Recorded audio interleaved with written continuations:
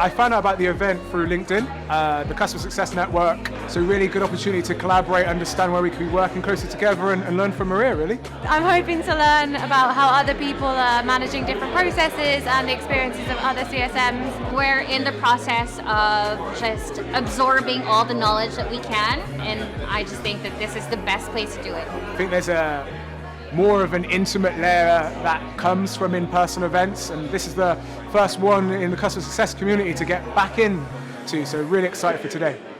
Hello everyone. Good to meet those of you who I hadn't outside, and those of you I haven't yet I'll meet later on. As an introduction, I'm Luke Harris, I'm the VP of Customer Success here at Gearset. Firstly, a welcome to the inaugural Customer Success Network Cafe here at the Bradfield Centre. It will be the first of what we hope is a series of events like this, where we'll hear from industry leaders, get into some debates, and share some fresh ideas with a group of like-minded people. Before I hand over and introduce Marija, just wanted to do a little bit of level setting around why customer success is such an exciting place to work at the moment. There'll be great discussions to be had today in terms of what Marija is going to talk about a little later on, and it'll be a chance for us to all share knowledge in a growth area.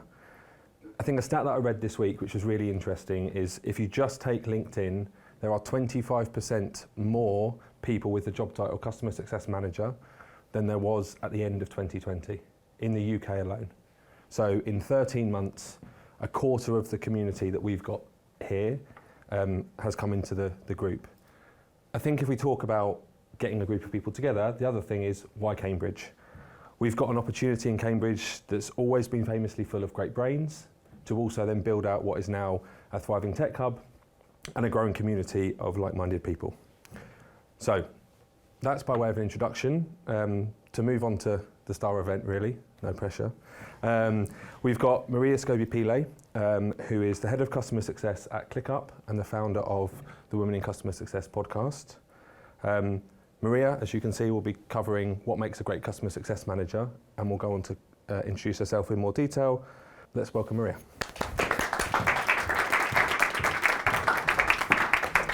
Thank you, Luke. Thank you, everyone. It's so great to be here.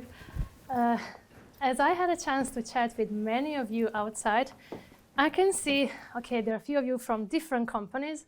Majority of you are from Gearset, and it seems that there is a common theme that you all are very proud of your hiring process, which speaks a lot about a company and a lot about all of you who are sitting here. That means that you're really attracting the best of the best. So again, thanks for inviting me. Thanks, Ian, for thinking of me when you were thinking of this event. It's great to be here. And I want to start by giving you just a little bit about myself, so you can maybe understand why am I here. I studied classical music. My main instrument was organ, which I used to play here in a couple of churches around Cambridge as well when I was doing my master's. Well, actually, kind of playing funerals and weddings was also my way of financing myself while on study.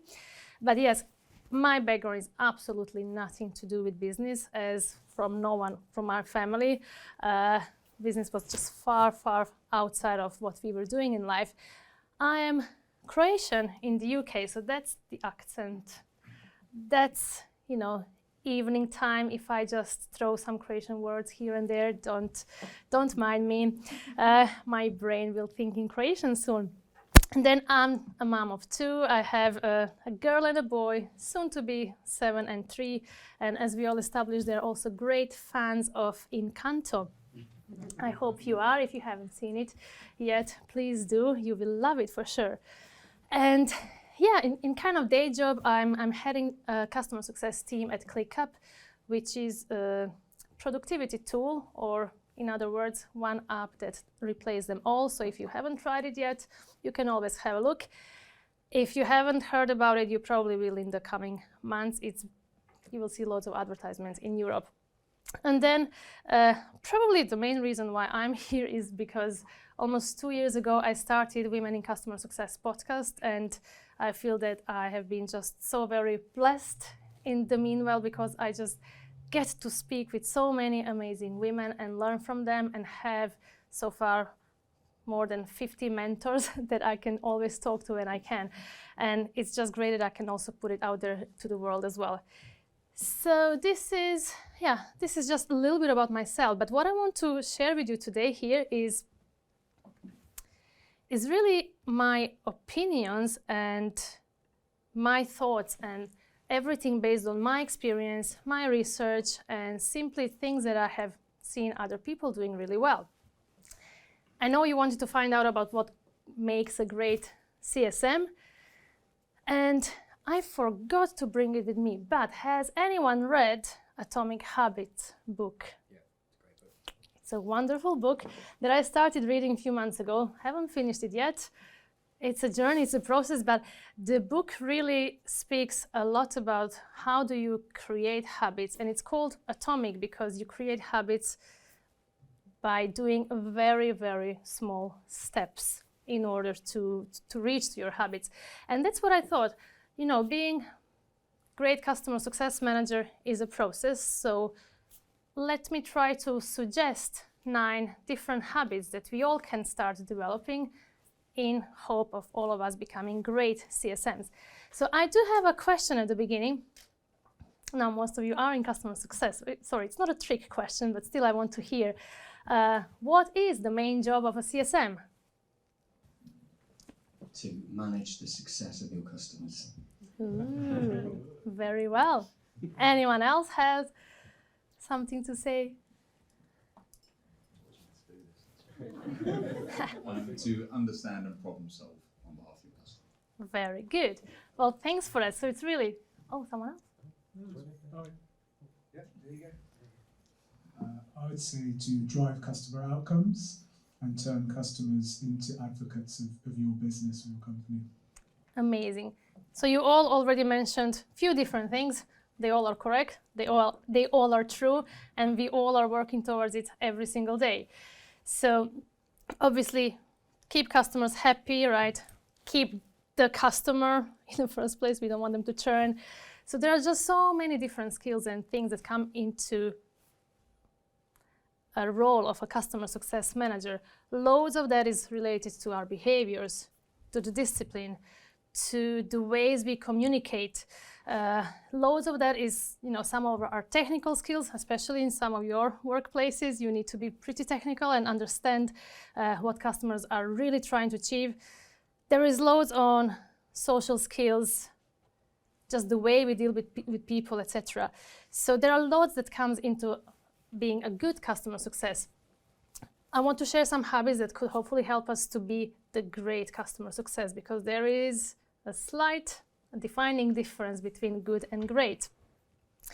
So where would be a good place to start? I think, as everywhere else in the business now, start with why, right? So what does that mean for us as CSMs?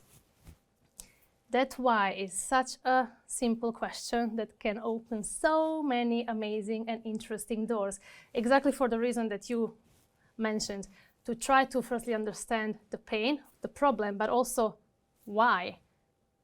What is it that you're doing as a company? What is it that you are trying to solve? So what is the why behind how you want to use our product? I think it's really important for great CSMs to develop those, we call them consultative skills. And those are really those great skills of asking very good, relevant, and most often than not, open-ended questions, why being the first one. So in order to get to know your customers, there are a few usual questions that you as CSM would establish usually throughout your discovery process or any other time within the customer life cycle. But you want to know, firstly, why are you using the product? Obviously, what is it that you're trying to achieve? What's the top priority? What's the focus right now? So what is happening on the board level? Those are all the questions that you really want to know in order to understand how you can help customers. So my first advice is really always try to figure out that why, and even when we think that we know it, right? Okay, you have seen some notes from the sales. Oh, obviously, these are the 3 problems that you're trying to solve. Is it the same 3 months down the lane? Things can change, priorities can change, business environment can change. Just see what happened 2 years ago. Everything can change, so always have in mind that you can always ask those questions, and they are not the same questions, because very often you're asking them to different people as well. People change within the companies, and you always want to know where that customer is at the moment. Are those priorities still the same? Did something else change? What are priorities for now, next 3 months? And you want to understand that so you can always understand better also how to work together. Now, I just want to share one little example that is really, it's really stuck in my mind. So a few years ago, when we used to go on site, of course, we are doing it now, again, just starting. I was meeting a big Finnish customer on site, and it was an EBR, loads of people in the room, one of those great moments where you really bring the whole crew and they bring the whole crew, so it's just so much fun and huge boardroom, loads of people. And then I started the meeting with the question on the slides, and that was, how do the next 6 to 12 months look like? And why do we, as our company or our product, why do we matter? So I wanted them to tell me, to have the conversation, but I really didn't know what will happen. So the most senior person in the room started saying and starting answering the question. And he was talking so passionately about what are they doing, what is their mission as a company, what are they doing in their department. He even thought of some slides that he showed immediately. And all of that lasted around 45 minutes. Just answering that one single question. What is it that you're doing in the next 6 to 12 months? What is your company trying to achieve? So what is that why behind your company? What's the purpose? And interestingly enough, throughout that day, he mentioned few more times, oh, and thank you again for asking that question at the beginning. That was really good. Now, obviously, people like to talk about themselves, but when you properly give them opportunity, you can find out so much more than even if you ask that question almost just for the sake of asking it, because it's on your list of questions. So be very willing to absorb those answers and to drill deeper on them. Ask more prompt questions, but have that understanding that, yes, please, Mr. Customer, tell me whatever you want to tell me about your company. I have seen usually that those type of approaches can really lead to very long-lasting partnership, because the customer thinks that you respect them. They start trusting you because you are interested in them, in what they are doing, and not only in, okay, what are we doing together, or when are we buying new licenses. And how you can start little by little creating those habits. Well, that question, why? So innocent, so simple, but you can just start in your next conversations with customers. You can start by just being intentional about starting to use that word and starting to ask that question. Moving on to the next one. Now, loads of amazing different skills that CSMs need to have in their toolbox to be great. And when people ask me sometimes, oh, do you think that technical skills or people skills are more important? I always go for this one. Because in developing people skills, you are really encompassing a big part of what is a great CSM. And what do I mean by read the room? That's where all of those people skills come together.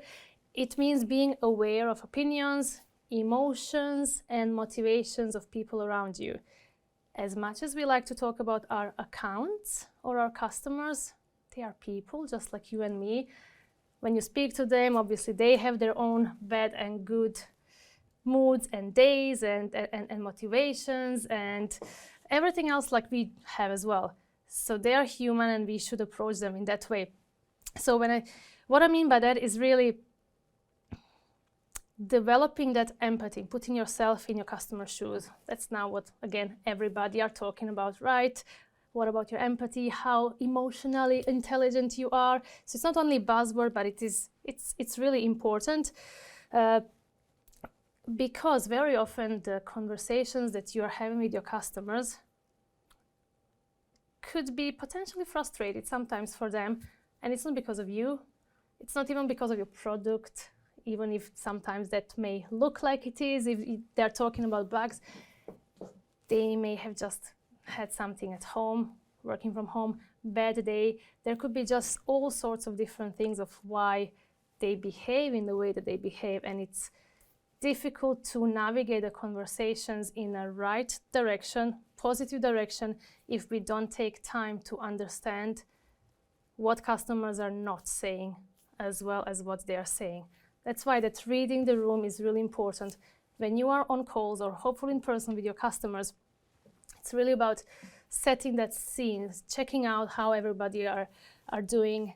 And then also, there is that curiosity. Obviously, some people have maybe more of it, some people have less. When you're starting chit-chat with customers, you know, finding out some things about them. Very often, I'm sure it happened to you in the pandemic, you get to find out about their dogs and kids and everything else just because of the way that we work. But all of those things are really important, just setting those relationships through very small things.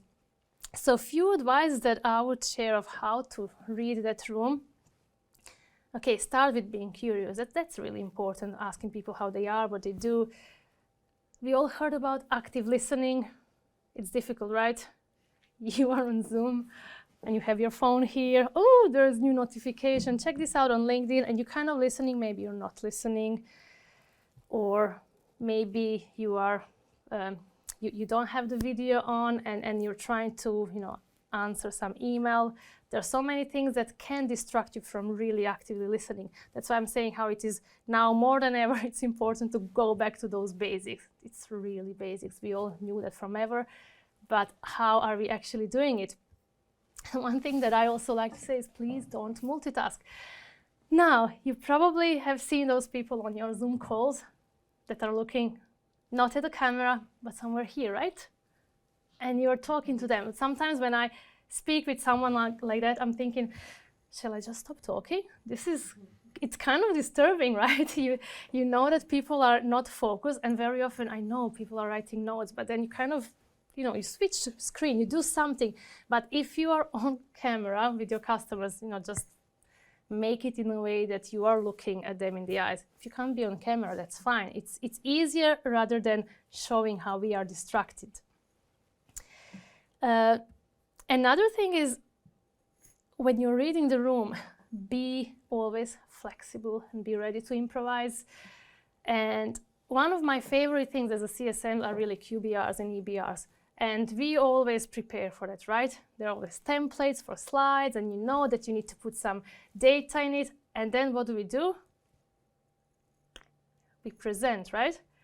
And when we are presenting those kind of bigger presentations to the customer, I think it's so important to make it very interactive, to pause and just get the sense, again, pulse of the room, how people are feeling. If you're just talking for half an hour, I know I'm doing it right this moment, but if you're just talking and there is no response, there is no question, there is so big chance that they are just doing something else and they are not in the room at all with you. So always bear in mind that even if you, I know, invested hours in preparing all that data, perhaps when they say something, maybe it's not important that you actually show them that slide 9 or 10 or the rest of it. Maybe what they are saying in that moment is so important that you want to drill on it. So just be flexible to change the agenda, to understand what's happening in the room. So what happened to me, I guess last year, around New Year, I had a customer call and we just started chatting, random chit chat, right? So, you know, how was your New Year? How are you doing? And then she said, oh, well, I actually had a very kind of tragic thing in my family. And she started talking about it. I mean, it's not that we are close. She's also in another part of the world, but I I kind of encouraged that conversation, didn't ask much question, I was just listening. So after 20 or so minutes, we just realized, well, she's still talking about her grandma who just passed away and about all that pain and everything that she's going through. And what do you do then? Of course, you don't talk about business at all. We just realized after that time, you know, it's difficult. Thank you for sharing that. Shall we reschedule now for, you know, a few more days to talk about these few things that we have to talk about? But what I have realized later on, okay, I left that company, but I got very close to that person as a customer. She would, even on Instagram, she would just send me some photos of, you know, the swags that she has from that company or anything else. I can see that she is present in my life, not as a customer anymore, but I can see that she is appreciative of that one conversation that we had. And for me, that is much more important than doing some business throughout those few moments. So always read the room, check the temperature, how people are feeling, what they're saying and what they are not saying. That's equally important. Oh, we all love this one, right? We all talk about data in customer success. And how do we tell the story with data? Now, again, a secret weapon of a great customer success is arm yourself with data every time when you're engaging with a customer. Because you want to know how everything that is available to you, how they're using your product, when was the last time they were in the product, what are the features they're using, how many of their users are using it, and who are those power users, how to engage them. You can get all sorts of data from, well, data that is available for you. Hopefully you have some of it.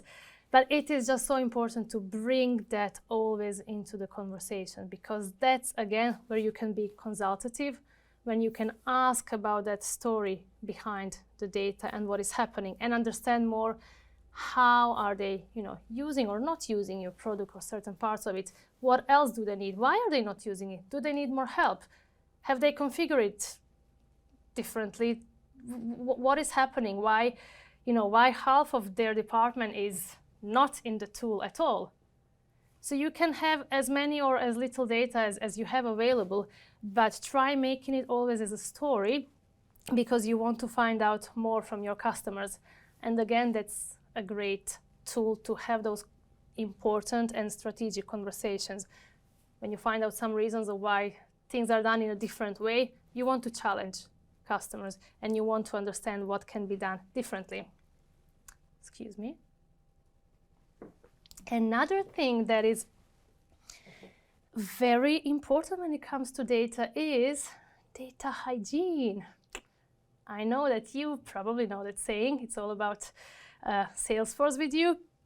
So if it's not in Salesforce, do you know the saying? Exactly. If it's not in Salesforce, it doesn't exist. So a question, who loves doing admin work? It's kind of your job, right? What about customer success managers? Who loves doing the admin work? No one, right? Of course. But it's kind of important, right? Because this, not only that your customer data tells you a story about them, your data, or lack of it, tells a story about you. Oh, the customer just said that they would like to expand to a few more licenses. Oops, that was last week. There is no documentation of it. No quotes, nothing else. Or you have just an amazing QBR with them, but oh gosh, it was 1 month ago. Nothing has been written, no notes about it. Now, okay, as I'm managing the team, I can see more than ever how is that important, because obviously we don't have time to check everybody's calendars. Okay, whom did you speak today, tomorrow, and this week? How on earth am I supposed to know what is happening with the accounts if it's not in data? Another thing, keeping data really clean and tidy tells a lot about how you are as a CSM as well. You know, you can be great with customers, of course, but there is that due diligence that you need to do internally as well, just because it's so important to have the data that will show yourself and the management as well. Where is the risk? who of your stakeholders changed job, who left. So many of other things are risk to the adoption, are risk to the renewal. You need to document that. What are the opportunities? What are those small snippets of information that customers are telling you about, oh, who else could be using your product, and where is that? So all of that could seem very small, very innocent, but in a big picture, it really, really matters for everybody else. So document everything and keep your data clean, because it shows your performance as well, right? How will you track your KPIs and your performance if none of that exists? So very easy way of doing that thing is really, once you're on call with customers, for example, just open in Salesforce notes, just write it all there. You probably have so many different ways of writing notes with your customers, and then you need to copy paste, do the CRM and so many other things. Try to make it as easy as possible for yourself to keep that data hygiene. Okay, we are only on number 4. Probably Jan is telling me, hurry up, you have 9 habits and there is no time. Okay, so develop your personal success engine. Now, what does that mean? When we spoke about data, there is obviously loads of research that we all are doing before our interactions with customers, or at least we should be, from the notes of last calls, of any interaction that they had with some other departments. Is it sales, is it services, is it whomever they are dealing with? You need to kind of gather all of that together before your calls. That's what we typically like to do. And all of that takes time. So we know, ideally, you have your calendar so nicely created that you have a customer call. Before that, you have, 30 minutes of preparation. After, you have, 30 minutes for follow-up. And then you have a little break, right? It never happens like that. It's back to back, always. And then you never have time to do all of those important things. So what I mean by developing your personal success engine, it's really how do you manage your book of business that you always have a sense of your customers, exactly where they are, where they're on their journey, and what is next for them. It's not always easy, especially when the workload is high. So, some of the success strategies that, I think could work, may not for you at all. Planning your quarters in advance. When you have QBRs, at the end of it, is the next one already in the calendar? It's kind of 1 minute conversation at the end of a meeting. Then, it's February now, right? So you should have some QBRs in March, April, May, potentially. Anyway, try to plan things quarterly, firstly, to also have idea of what is it that you are doing with some customers. What are those major projects or milestones for them that need to happen in the next 3 to 6 months. Then there are so many different habits and strategies that you can have in terms of monthly and weekly planning. So when you plan your week, is that Monday morning? Or is that Friday before? Just a thought. And then when you are doing a proactive outreach to the customers, do you even have that in the calendar? Do you have time in your calendar for any fires that come up that day? All of those interesting support tickets or something else that suddenly are escalated, all of them at the same time. So does your calendar allow for that? So I would say that creating those engagement habits as much as possible is really important, especially when we speak about those pre-calls preparation and follow-ups.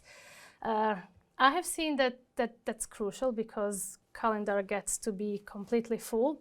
So if you arrange for yourself that by the end of the day, let's say you need to have all the follow-ups done and sent, or by the end of the week, but any deadline that you give for yourself, try to stick to it. And all the other priorities that come along the way, sometimes maybe shouldn't be priorities just because following up with customers is just so extremely important. That's that number one thing where the trust can go off the window or out of the window, right? When you say you will do something, but then work and life got in the way. There are a few other things that people think is useful. Sometimes throughout the whole organization they have like no meeting day at all. I had it in one organization, it was amazing. When I came to another organization, it was in the calendar, no meeting Wednesday. And guess what? There were constant meetings, and you can see, well, no one cares about those things. So if you decide as a company to have something like that, it's kind of cultural thing to stick to it. But you own your own calendar. So as individual, you can always say to yourself, Friday, obviously, no customer calls, right? Friday afternoon, please don't bother customers or yourself. You can always try to schedule time in your calendar when you don't do any calls that you can really have for your strategic thinking as well, because that's very important with your customers.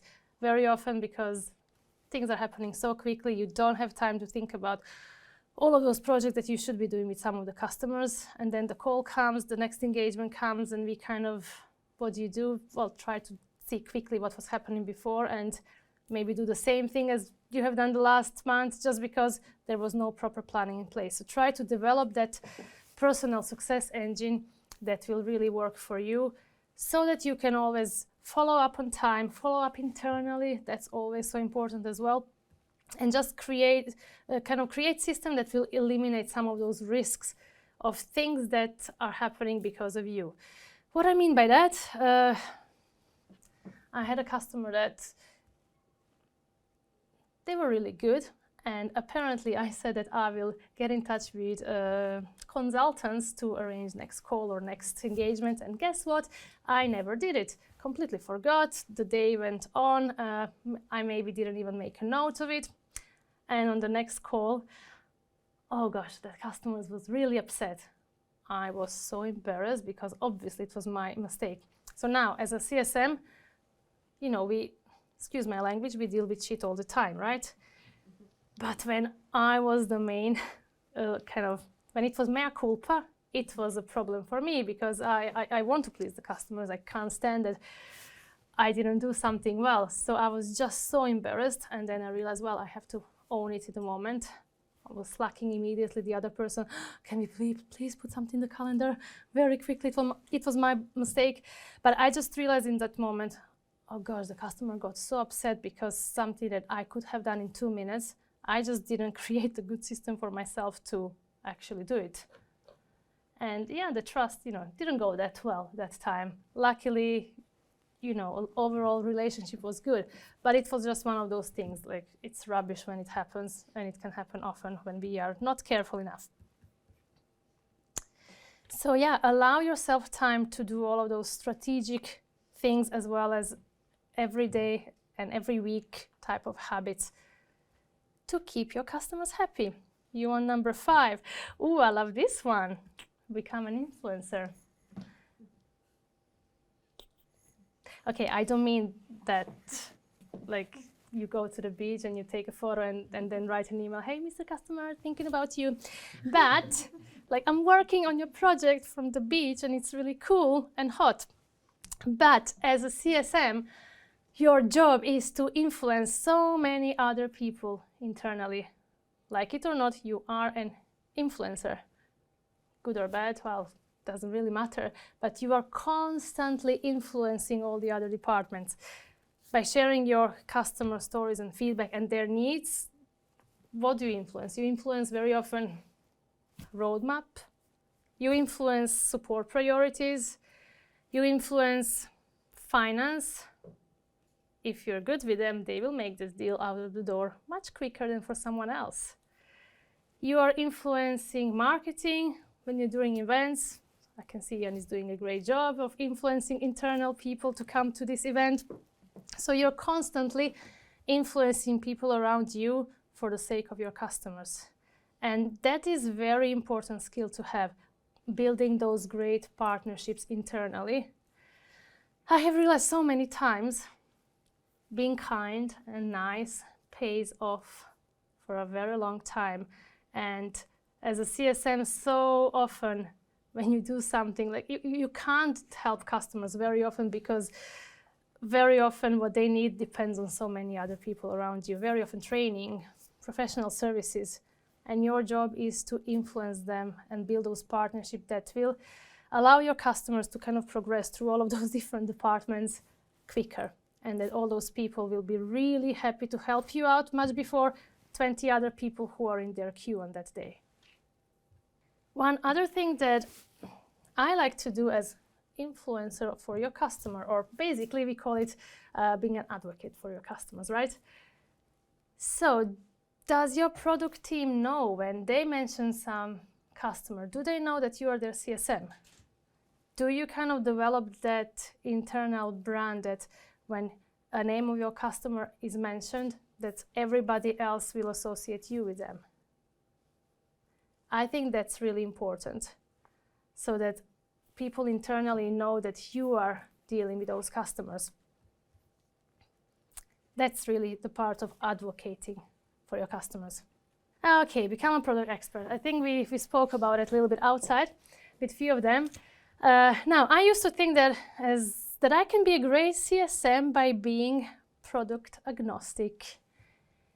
And I probably did a good job in it, but then I learned my lesson. You can't always be a great CSM if you don't know the product. Now, I used to be in some organization where the product was so complex that like CSMs don't need to know much about it, right? Because there is a whole team of professional services that will help out, separate training, all of those people who are trained for 6 months and not you who are trained for 1 month, maybe on the product. So obviously you don't have to know a lot about the product. But over the years, luckily, I have learned how there is a great power in knowing your product. Now, again, there will be other roles like technical consultants or CS engineers or so many other technical roles that will surely know the product much more and better than you. But what I have learned is knowing at least all of those important use cases is so important for your customers, or things that matter to them, reporting, how to do some of those things. If you can help them on a call in 10 minutes, yes, please learn that so you can do it instead of trying to arrange a call with another technical consultant that can take next 2 weeks. There is a huge power and huge trust when you actually know the product. But then I know it's very related to, are you really passionate about the product that you are working with? I think that's something that really has to be very high. If you kind of don't like the product or are not sure about it, that will be seen with the customers. And trust me, I was in a situation when I was thinking, if I need to talk about this for 15 more minutes, this is not going to go well. And it didn't, because I realized I could possibly not force myself to talk about this whole industry, and I changed the industry, luckily. But yes, I have learned along the way how product is really important. Use cases, all of those important things for the customers. Not all the features, not all the technical details, that's fine, but help them out quickly if you can. And the next one, become a coach. So if you're not training your customers, why would you be your coach? Because you have to guide them. Your job as a CSM is to, what did you say at the beginning? To help them realize their value. So as you're helping them, you're really guiding them throughout their journey with you. And it's important to know that you are not doing the work on behalf of them. Like you're really just helping them. You see, that's that English creation. You're helping them and you're enabling, really making sure that they can unlock that value of your product. Again, those consultative skills at the beginning, coach them, ask questions. Don't jump straight into just do something, first thing that they ask you to do. This is really just a great time to exercise those consultative skills and just to learn more about your customers. Now, I think I can share something that happened just recently within my team. So we have a customer who asked my team member, oh, could you please migrate XYZ to another place? And my great team member straight away said, oh yes, let's start. So they spent a few minutes on the call migrating that whole big workspace to another place. And then he has done some extra work after the call in the afternoon. The next day comes and the customer said, oh, we actually need to migrate it all back because we didn't think of a few things that happened in the meanwhile. And okay, Migrate CSM did just that, migrated everything back. And then what was happening? Not only he lost one day, okay, he really learned new skill of migration, but he didn't challenge the customer at all. So none of those things needed to happen. So when you're so happy to jump straight, say yes to the customer with the first thing that they suggest, sometimes you could be in trouble because you can create some mess that is not needed. We are coaches, so not people to do stuff on behalf of your customers. Rather train them, guide them, or ask, why do you want to do it? What is it that you are really trying to achieve? Being a great CSM doesn't mean always saying yes to everything the customer says. They would expect you to challenge them a bit as well and to guide them. I think that's especially important nowadays when kind of thought leadership is so valuable. Competition is out there everywhere. So when customer signs up with you, they don't expect only your services. They expect your best practices as well, your thought leadership. They expect to be challenged as well, just because they think they know how things should be done because they have done it like that in the last 10 years. They don't actually want you to say yes immediately without hopefully providing different ways of doing things and different solutions. So always bear that in mind. When people say customers are not always right, yes, because they don't even know. It's your job to guide them and to provide different options and different best practices. And you might have seen that throughout all of these habits, there is a combination of skills and behaviors and disciplines that are very much related to how we are towards customers, but also very much how we are internally, how we build strong partnership, how we keep our data clean, etc. So all of those are different parts of becoming a great CSM. And now, obviously we are almost at the end. This is one of my favorite. Become a team captain, not just a team player. Because what does it mean to be a good team player? You're sharing your learnings with others, you're sharing your notes, your best practices, things that you have learned from your customers. You are great in just helping out your team. So you're doing everything for your team. And that is really great. No, actually, that is good. I would like you to be great in a way that you are not only those good team players, but you take ownership of things. So when you have ideas of something that could be done differently, don't just talk about it on the meeting. Go and start doing it. Take ownership of improving something or just exploring different ways of doing things. I don't know if I will be in trouble now for saying this, but when you see that something is not great, just go and start doing things better. So take the ownership of everything that you can improve. Don't always ask for permission. Later on, ask for forgiveness. But no one will tell you anything if you do things better, right? I think this is very important when it comes to growing within your role as well. So not only doing your job, but taking lead and taking ownership of, either small projects that you can do or everything else that is maybe outside of that day job. Well, maybe that's not true. Even your day job encompasses of different things that you do for customers, different assets. There is always something that could be improved and could be done better. So instead of sometimes just commenting or talking how some things are not great, feel free to start doing it better and take ownership of that. I think there is one very important thing, and that's that you and we all can be leaders without a title of a leader, because you don't need to manage people to be a leader. You can be an absolute leader and expert in few things that you're doing with your customers or within the product, anything.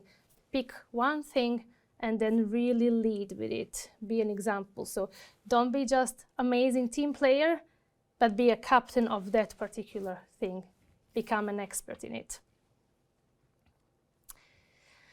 And in that way, I also just want to mention Luke and I had an interesting conversation out there about the different backgrounds in customer success. That's one of my favorite topics.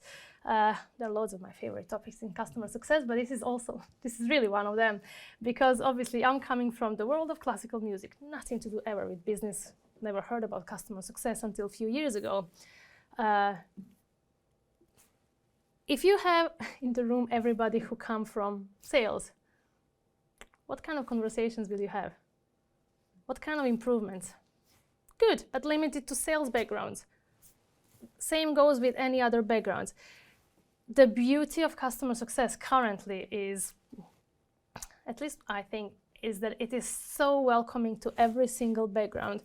So whether you had few years of experience in consulting or you had 1 year experience in a coffee shop, wherever you're coming from, your education, your background, in any single way, and especially in the professional way, it matters a lot when you are leading your team, because you're bringing the fresh perspective, and the perspective is always different.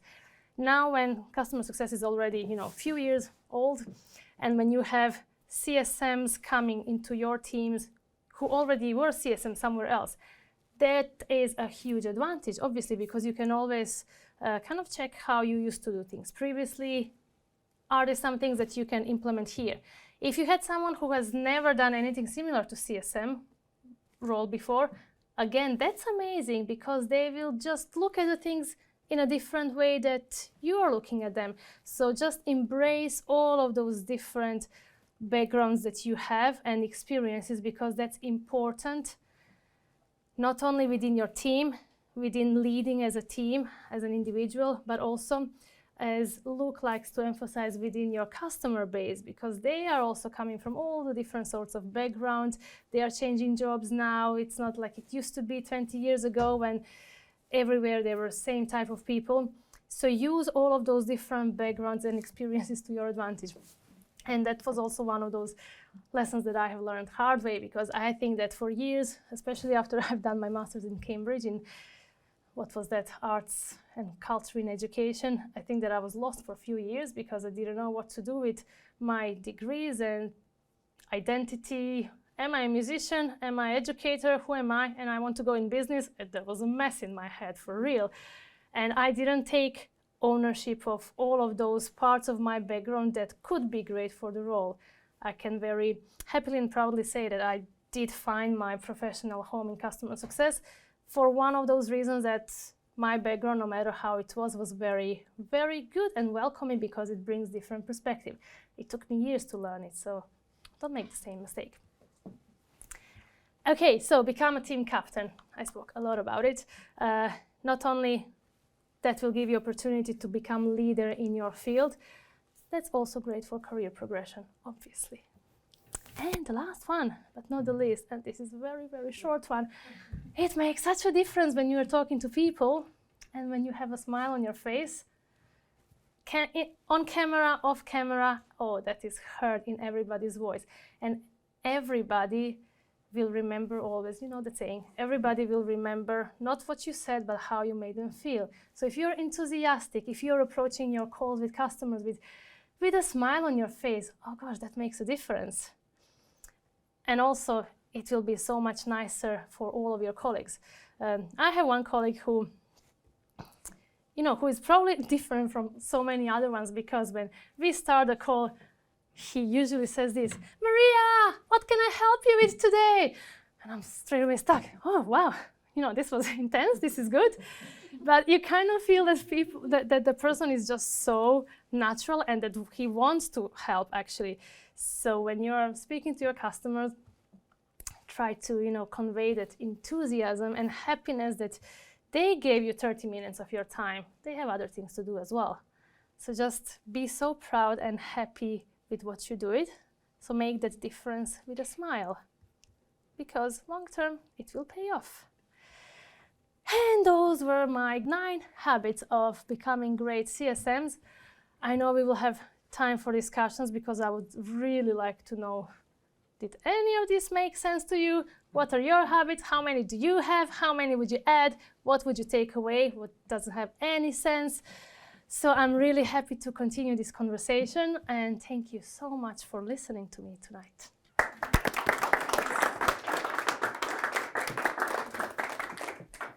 So I'm sure that kicked off a load of thoughts for lots of people. I know I've got a ton, so if none of you have got any questions, I can dive in. But it would be great to hear what questions people have got, whether it be on this subject. We've heard you speak so passionately about diversity in customer success, diversity of thought, thinking about putting your customers' why at the beginning of things. So there's lots of topics to dive into. So who wants to kick us off with a question? You spoke a lot about how you came from a very different background to business, which I found really interesting. And I just wondered when, as you're sort of managing now, what you look for in people who've come from a completely different background, how they convey that to you to show you that they might be a good CSM. That's such a good question.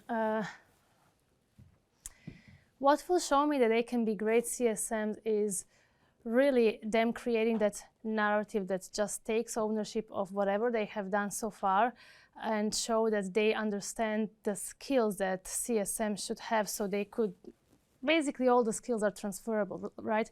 So they can just speak on, how they were using some of those skills previously and why they think those skills or those behaviors, the discipline that they have, the time management that they have, how will that help them be a great CSM at the moment?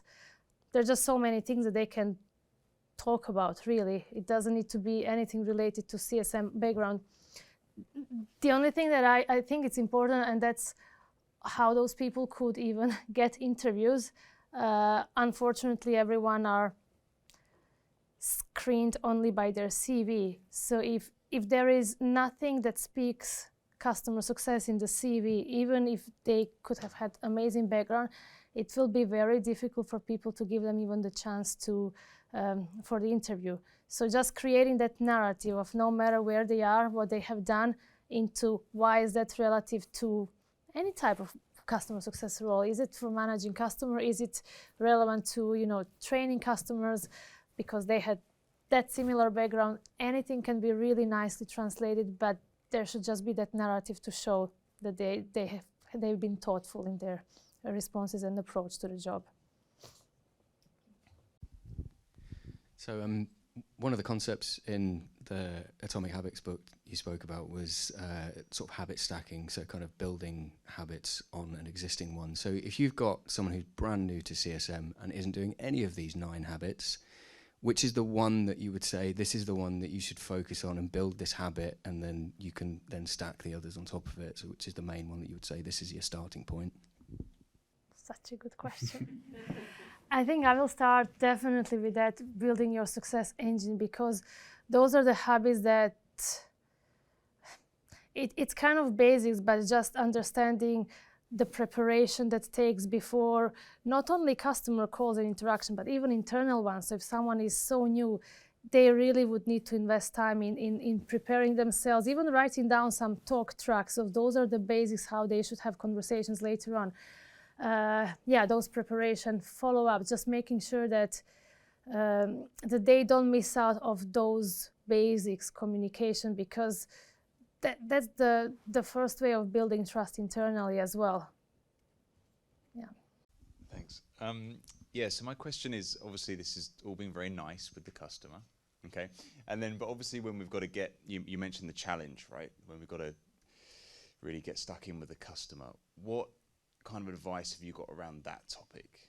I know it's very probably unique to every situation, but I just wondered if there's any advice you have on that topic, challenging the customer. Challenging customers, right? That's such a cool one, because very often I have realized that they have so much right to be challenging. Very often they are even super nice, however bad maybe they may seem based on how the product is not working for them at the moment. But in general, firstly is acknowledging, right? Being empathetic. I'm so sorry, of course, apologizing, saying, I'm so sorry, this shouldn't be happening for you. It must be terrible. Just acknowledge that what they are experiencing is real. They have all the right to feel the way they do, because, instead of them saving time with your product, they they are maybe wasting days because they're trying to do something. So they have all the reasons to feel the way they are. So we should acknowledge them. Second, provide those solutions. Now, it's difficult to say solutions when sometimes you don't even know what is the problem. But what I have seen working is that when you show them that you're listening, and very often pull someone else, maybe from the product or from some other department, just show them that you're really committed to make that right, even if you don't know yet how, even if you're not 100% sure of what is the issue and how to resolve it, but show that commitment from yourself and other team members that you're really looking into it. Very often I have seen that, yes, acknowledging that they have all the rights to feel that way, but hearing from us what are we doing on that question is more than enough, even if there is no timeline in place. However great that would be, from them knowing that you're really working actively on this can already be a big help.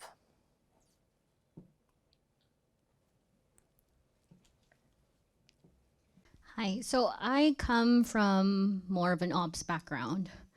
And when you spoke about data hygiene and personal success engine, my lights were just on fire.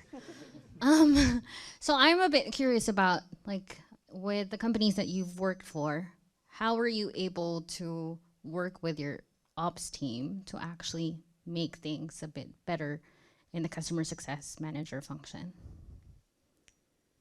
Oh, I think that it was only in the last few months that I have ever worked with success ops teams. Previously, we never had that, and it was just all of us trying to do things better. Now, I find it even challenging because I feel that, you know, I'm one of those who always have those requests.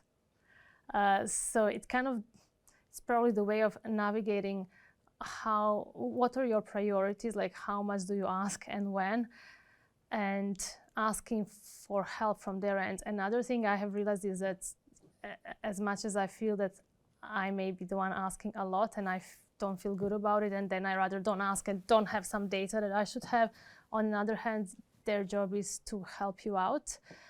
So yeah, I would just say prioritize in a way to understand their workload, which is usually very, very high, and then prioritize what are the things that you really need help immediately and what is something that you can just try to find some workaround. Thanks, Marija. Sort of build on from Chrissy's point and the tell a story with data. At the moment in my organisation, I'm trying to drive health metrics across the board, and I want everything. But I'm being told to sort of pick a top 3 metrics for the team to sort of manage. Sort of doing my job for me.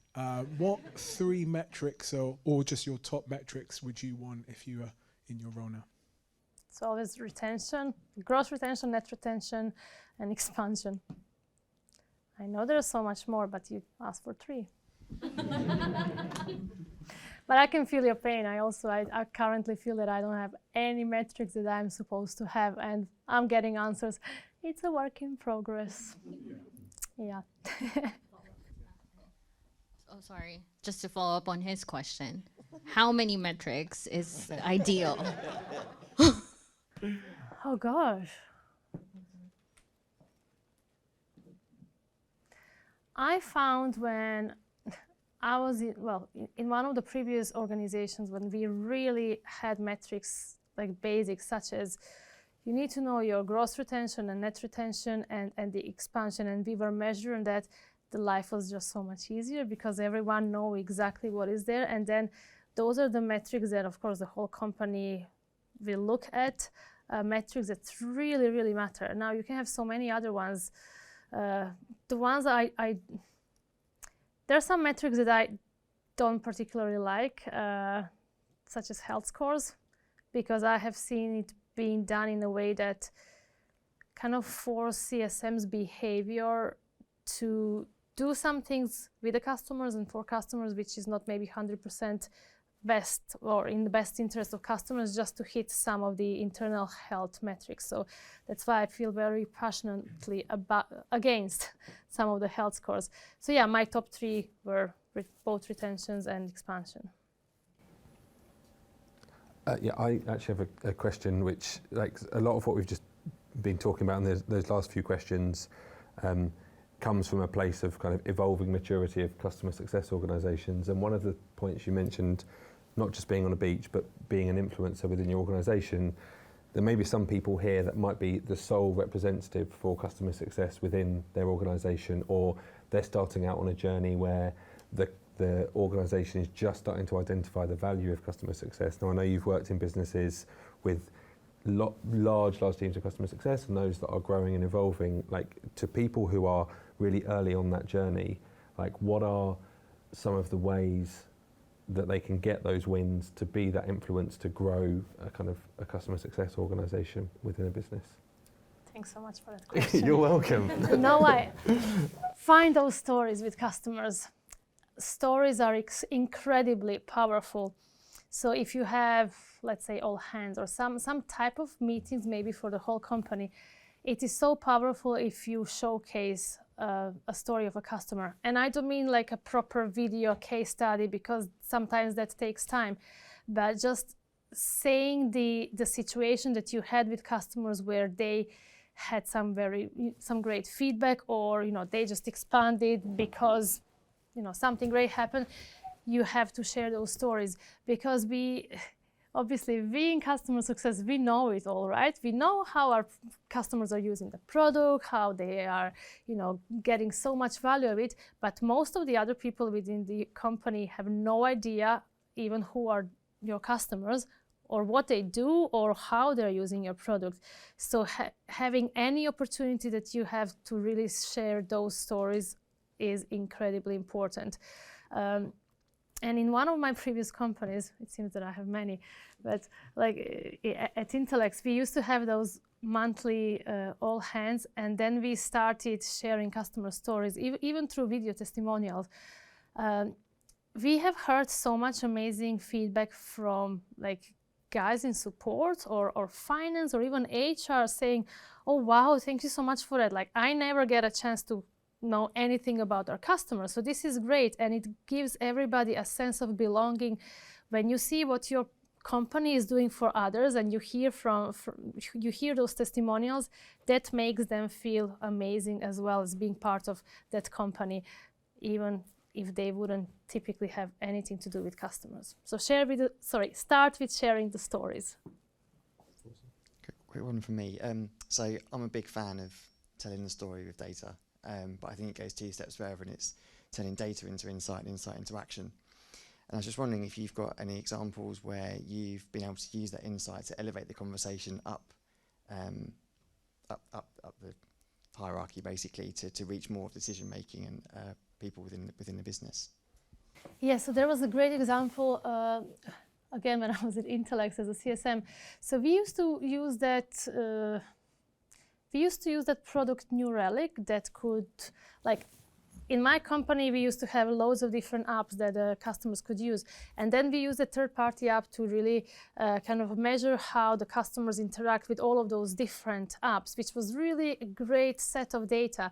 So when I presented that to my customer, the lady who was the VP of the whole, I guess, global safety, she straight away realized one thing. Don't quote me, I think it was the app observations for safety that they used. She realized how they were really not using it very well, how in the last 2 months, like, all of it fell down. And she took it as her personal mission to basically go all the way up to the CEO and say, this is a big problem. We want to encourage very different behavior. So in a few months, she reported back saying that they had the whole initiative for that particular app purely because of that one report that I showed to her. It just spoke so much to her at that given date. I think we're done on time. So just by way of a wrap up, firstly, a huge thank you to Marija for giving up your time, your experience, giving us an insight on some of these habits. I'm sure, if not all 9, there's lots of things that people can take into practice tomorrow and next week and next month. So firstly, a huge thank you to Marija for her time. And by way of wrap up, thank you to all of you. Thank you very much for everyone's contribution, for giving up your time, and I really appreciate it. Thanks very much.